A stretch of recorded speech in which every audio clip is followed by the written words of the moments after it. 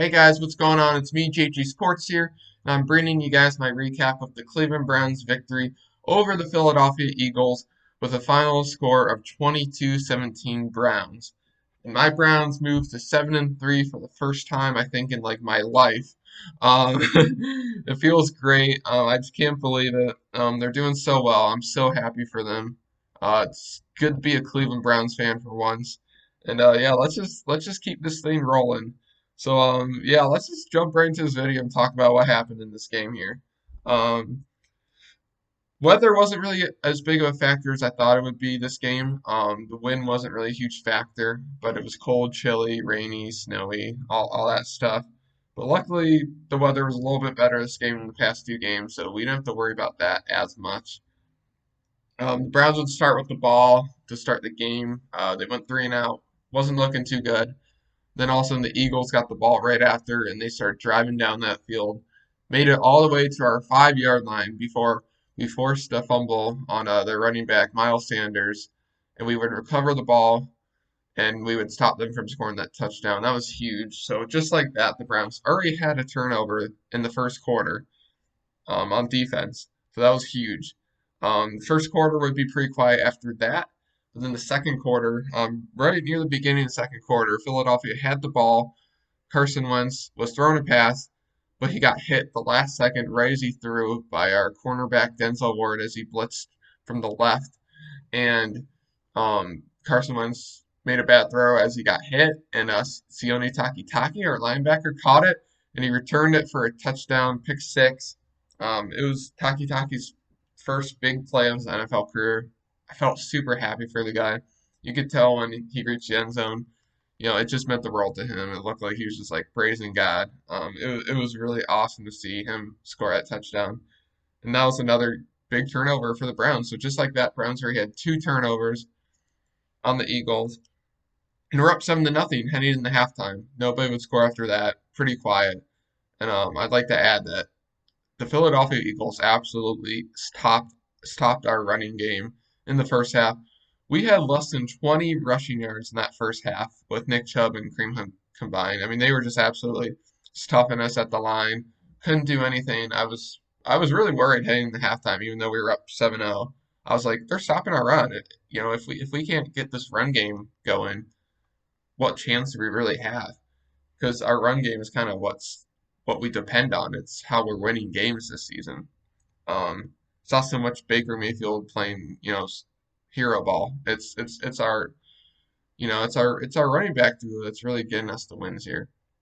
But that would all change in the second half. I will get to that in a minute here. But the Eagles would start with the ball in the second half, and they would end up scoring. Wait, no. Yeah, they would start the ball in the second half, but they didn't get anywhere. Then all of a sudden the Browns get the ball immediately after, and then Baker Mayfield fumbles the ball. He turns it over. I was like, oh, come on, Baker. Um, it wasn't all of his fault. He had pressure on him immediately, and the guy just hit the ball away from him. So they would recover.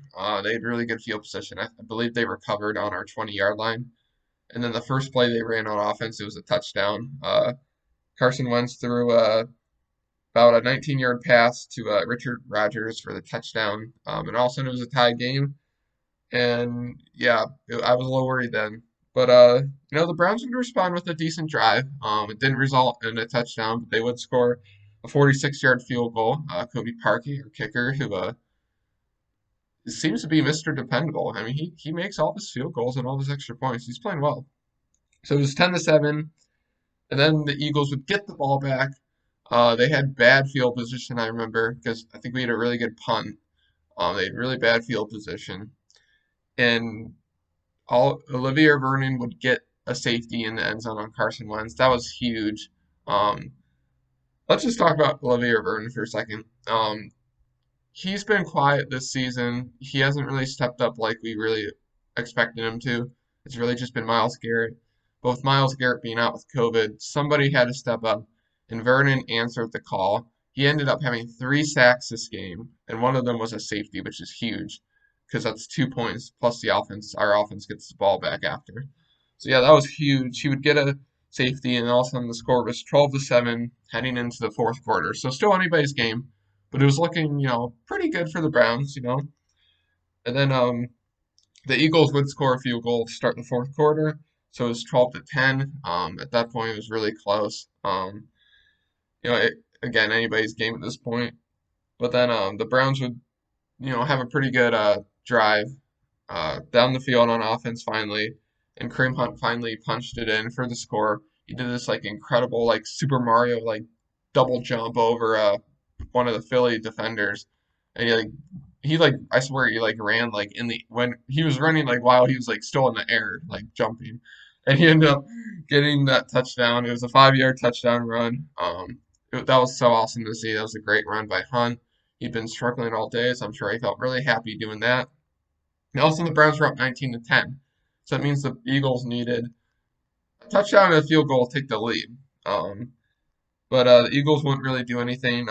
Offense, Browns would get the ball back, and we scored another field goal, and this time it was 22-10 with about 3 minutes and like 40-ish seconds left in the game.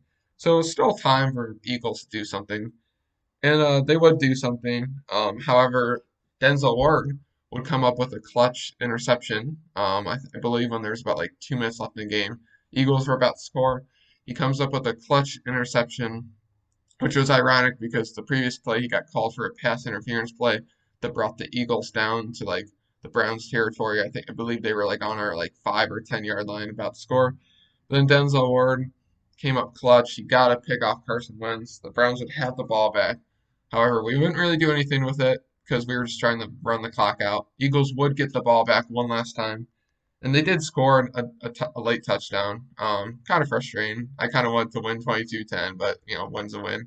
They would score a late touchdown, wouldn't really matter, because there was only 30 seconds left in the game after they did score that touchdown, and the Browns just ran the clock out.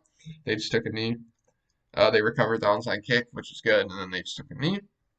And that was the game. The Browns would win 22-17 and move into second place in the division in the AFC North because Baltimore lost yesterday to Tennessee in overtime. So the Browns are ahead of the Ravens, which is unbelievable. I never thought that would happen. Steelers are 10-0 in first. Let's not talk about Steelers. But yeah, we're in second place. I'm loving it. I'm feeling good, and I feel good about our chances next week. Not to get too ahead of myself, but we're in Jacksonville next week. I feel like that should be another win. But yeah, let's talk a little bit about stats this game. Quarterback Baker Mayfield, they're 12 for 22, so not great. Just over 200 passing yards, which isn't bad. He did have some big pass plays, but he also missed some big plays. He missed a easy touchdown pass, Austin Hooper, at the beginning of the game. That was huge. He missed that, and he's kind of the theme with Baker this year is like he's okay, but he's not excellent. He's not the guy really winning us the games. It's either our defense stepping up that's winning us the games, or that running back duo we got with Chubb and Hunt. That is. Carson Wentz is just absolute garbage. Like I picked the Eagles to win this game in an upset, and I'm just like laughing at myself over that right now because Carson Wentz was literally so bad. He had better stats than Mayfield, except he did throw the 2 interceptions. He had 2 touchdowns though, but he's just not. You can tell he's just not confident at all. He just doesn't have good pocket presence. He's just turnover prone, honestly. He's just playing absolute garbage this year. We held Miles Sanders to under 70 rushing yards, which is good. Then Chubb would end up breaking for 115 yards, especially in that second half. Our running game really took off that second half. I think we kind of wore down Philly's defense that first half, and then they just striked that second half. And then Kadarius Hodge for the Browns, our receiver, having a decent game with 3 receptions for 73 yards. And then Goddard, I don't even know how to say the name, for Philly, had 77 receiving yards, 5 receptions, and 1 touchdown. But yeah, the Browns would end up winning this game. It was a good team win. The defense proved me wrong. They proved they could step up without Myles Garrett. I know Philly's not great, but still they stepped up. Our defense deserves a lot of credit this game, and let's just keep this thing rolling in the Jacksonville next week as we hope to go 8-3. But yeah, that's all I got for this video. Hope you guys enjoyed, and I will see you guys in the next one. Bye.